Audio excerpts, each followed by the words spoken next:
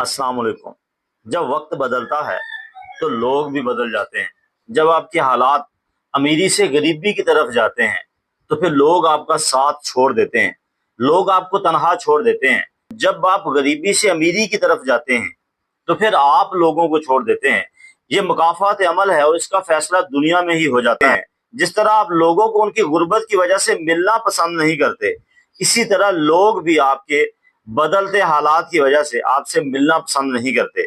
इसलिए अपनी जात में एतदाल रखें, हर हाल में हर हाल में अल्लाह का शुक्र अदा करें।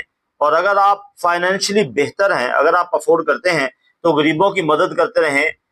माला की कायनात आपकी मदद करेगा। लेकिन अगर हालात के बदलने पे आप में एक तकब्बुर आ जाता है, अगर हालात के बदलने से आप मगरूर हो जाते हैं, तो यकीन जाने इसका फैसला दुनिया में भी हो जाना है। और यही वो वक्त है, यही वो फैसला है जब आप जजा और सजा के मुस्तहिक ठहरेंगे। यानी ये पे मुनहसर रहेगा कि आप बदलते हालात के साथ जजा के हकदार होते हैं या सजा के।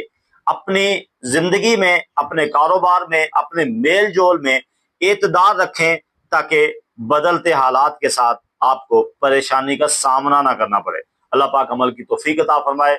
अस्सलाम वालेकुम व रहमतुल्लाहि व बरकातहू।